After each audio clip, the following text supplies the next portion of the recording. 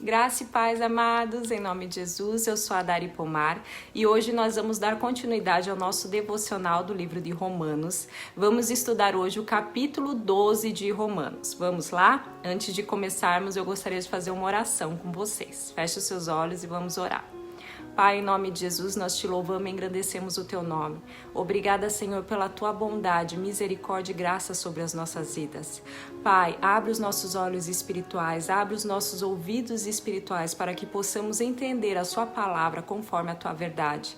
Nós te louvamos, Senhor, e já te agradecemos por tudo. Em nome de Jesus, traz uma revelação fresca para nós nesse momento. Em nome de Jesus, nós te louvamos e engrandecemos o teu nome. Amém. Vamos lá. Bom, do capítulo 1 ao capítulo 11, Paulo estabeleceu os alicerces para a reconciliação da igreja romana. E agora, do capítulo 12 em diante, ele se volta para os conselhos práticos, né? Como a igreja deve se comportar, como um cristão deve se comportar. Então, a partir do capítulo 12, ele traz alguns conselhos que nós devemos aplicar. Vamos lá? Bom, Romanos 12, Paulo nos ensina basicamente sobre a consagração do nosso corpo, do nosso ser a Deus, a humildade e também sobre a fidelidade no uso dos dons espirituais. Deixa eu só dar uma ajustada aqui. Nós podemos separar esse capítulo, então, em 4 tópicos. E o primeiro tópico é sobre nos apresentar o nosso corpo como um sacrifício vivo ao Senhor. E diz assim o versículo 1. Portanto, irmãos, rogo-lhes pelas misericórdias de Deus que se ofereçam em sacrifício vivo, santo e agradável a Deus. Este é o culto racional de vocês. Bom, aqui Paulo nos chama a oferecermos nossas vidas em sacrifício como experiência contínua ao Senhor, né? Nós devemos então oferecer o nosso corpo, tudo que somos a Deus, né? Como um sacrifício vivo todos os dias. A palavra sacrifício pode ser entendida como um louvor, uma adoração contínua ao Senhor, né?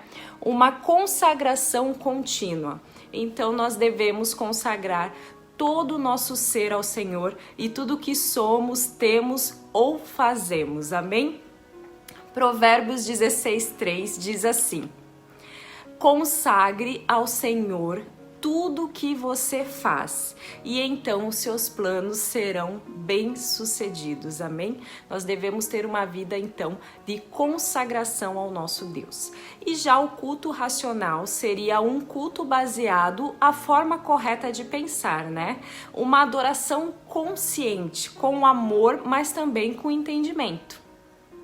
Essa é uma resposta racional ao amor do Senhor por nós, né? Então nós precisamos, amado, além de entregar o nosso corpo, tudo que nós temos, consagrar ao Senhor, entregar como um sacrifício vivo, nós precisamos também ter uma oferta, um culto racional ao nosso Deus. Amém? O segundo tópico é sobre a renovação da mente. E o versículo 2 diz assim: não se amoldem ao padrão deste mundo, mas transformem-se pela renovação da sua mente, para que sejam capazes de experimentar e comprovar a boa, agradável e perfeita vontade de Deus. Glória a Deus, né?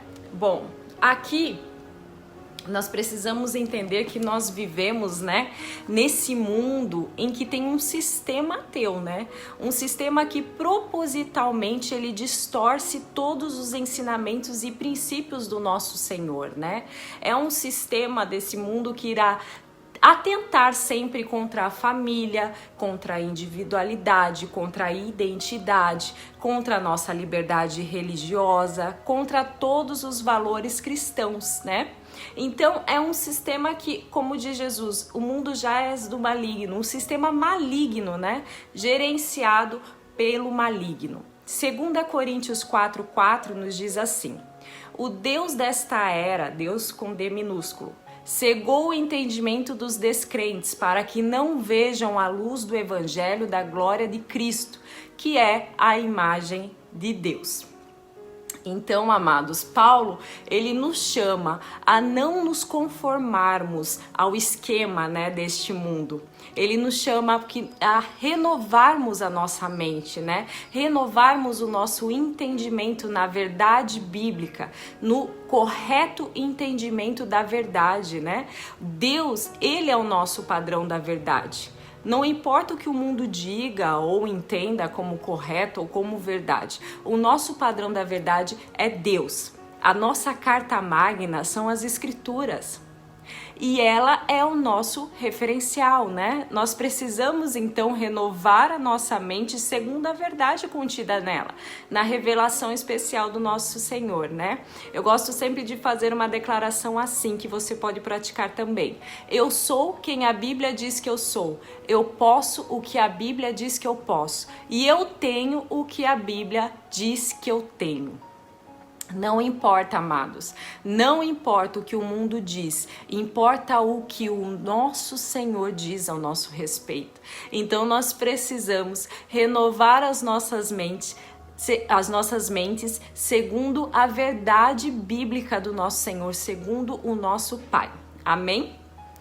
Bom, continuando, nós vamos ter um terceiro tópico que fala sobre a humildade, a fidelidade e os dons espirituais, né? E eu gostaria então de ler com vocês do versículo 3 ao versículo 8, que diz assim. Vamos lá. Porque pela graça que me é dada, digo a cada um dentre vós que não saiba mais do que convém saber, mas que saiba com temperança, conforme a medida da fé que Deus repartiu a cada um.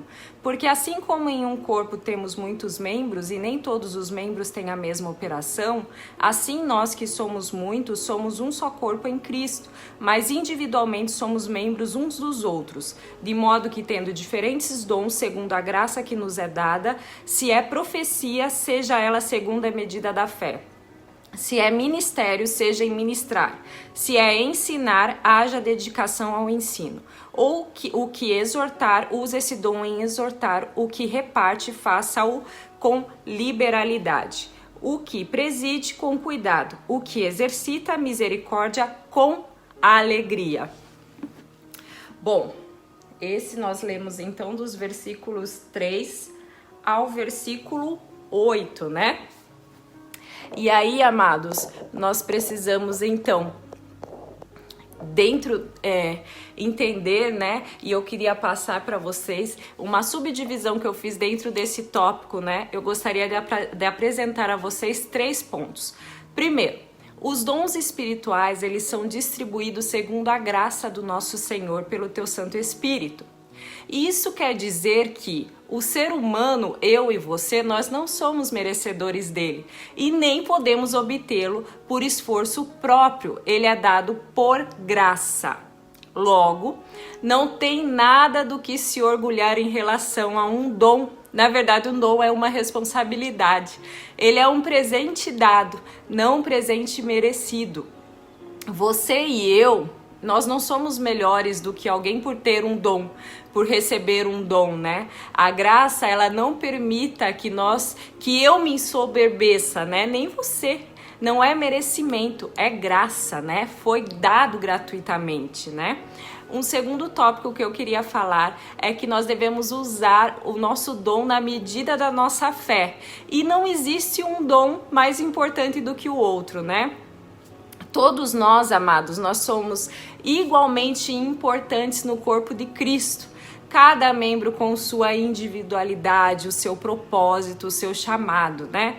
Nós não devemos comparar a nossa função à função do irmão, nem sentir inveja, nem querer atuar em uma posição que não é a nossa, né?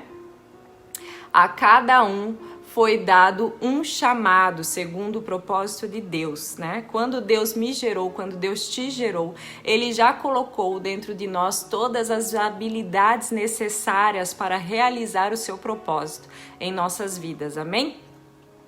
E uma ilustração que eu gostaria de compartilhar com vocês, que eu falo assim, que é como se fossem malas, né? Um exemplo, o meu destino, o meu propósito é a neve, é o frio, né? Então na minha bagagem vai ter cobertor, roupa de frio, esqui, né? O seu pode ser o calor, a praia. Então na sua bagagem vai ter roupa de banho, roupa de calor, boia, né? Não adianta eu, com a minha bagagem de inverno, querer cumprir um propósito que é seu, né? Que é destinado para o verão, por uma bagagem que foi preparada para você. Não vai dar certo, né? Não existe, então, amados, cada um tem o seu chamado, o seu propósito. Não existem membros mais importantes ou elevados no corpo de Cristo. Todos nós, não importa a função, nós somos importantes e trabalhamos para o mesmo objetivo, que é glorificar o nome do nosso Senhor. Amém? E um terceiro tópico que eu queria falar com vocês, um terceiro ponto dentro desse outro tópico, é sobre os dons espirituais, eles serem concedidos, né, para serem usados a favor do corpo de Cristo, da igreja, e não de proveito próprio, né? Da mesma forma, nós devemos exercê-lo e não enterrá-lo, né? Se o seu dom é profetizar, profetize. Se o seu dom é ensinar, ensine. Se é contribuir, seja extravagantemente generoso, né? E assim por diante. Eu lembro, amados, que em relação a isso, Deus tratou muito comigo, né? Eu me sentia bastante envergonhada, bastante tímida em falar sobre Jesus, né? E antes, em 2019, ele trouxe assim em meu coração uma fome tão grande pelas escrituras, pelo conhecimento de Deus, né? E eu estava ali só adquirindo mais, mas por insegurança, né? Por me apoiar erroneamente na minha capacidade, eu não estava distribuindo, né, para ninguém, eu só adquiria, né? E eu ficava com isso sempre adiando em meu coração, com essa insegurança. E aí o Espírito Santo, um certo dia, me confrontou e me disse assim: o que você irá fazer com as sementes que eu te dei? Você irá enterrar ou você irá multiplicar, né? Amados, depois de ter falado isso ao meu coração, eu lembro que 2 outras pessoas falaram a mesma mensagem para mim, né? Eles entregaram a mesma coisa, né? E uma disse mais ainda, além de entregar sementes, ela disse assim: os tímidos não herdarão o reino dos céus. Olha que temor. Gente, eu lembro que daí eu entendi bem o recado do que Deus estava falando comigo e me posicionei, né? No temor e no tremor. E hoje eu estou aqui compartilhando com vocês tudo que eu tenho recebido. E esse é o princípio do reino de Deus, né? É sempre multiplicar, é sempre distribuir o que Deus nos dá. Nunca é para nós, sempre a favor do corpo, né? Não importa o que seja, não importa o que as pessoas digam, né? Importa sempre de estarmos obedecendo ao chamado e aos propósitos do nosso Senhor, né? Isso verdadeiramente é o que importa. E o último tópico é sobre o amor, a benevolência e o fervor. E ele vai do versículo 9 ao versículo 21. Nós sabemos, amado, que o amor ele deve ser o princípio guia dos relacionamentos cristãos, né? Bem como do nosso relacionamento com os nossos inimigos. Sabe aquele ditado que diz assim: te desejo em dobro tudo aquilo que me desejar? Esse é um ditado que não pode ser aplicado na vida de um cristão, né? Por quê? Porque cada um dá o que tem, o que recebeu. E o que nós temos? Nós temos o Espírito Santo dentro de nós, né? Nós recebemos amor, graça e misericórdia do nosso Senhor. E é isso que Ele nos convida a repartir com as pessoas irmãos e com os nossos inimigos também, né? É essa relação de amor, compaixão e misericórdia que nós devemos estabelecer com os nossos inimigos. Não devemos nos vingar, é Deus quem nos justifica, é dele que pertence a vingança e não nossa, né? Nós precisamos também ser benevolentes e não retribuir o mal com o mal, mas sim o mal com o bem. Amados, Paulo, ele nos chama a sermos também fervorosos no espírito.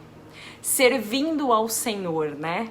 Fervoroso, a palavra fervoroso no grego é zeu e significa estar quente, esquentar, ferver.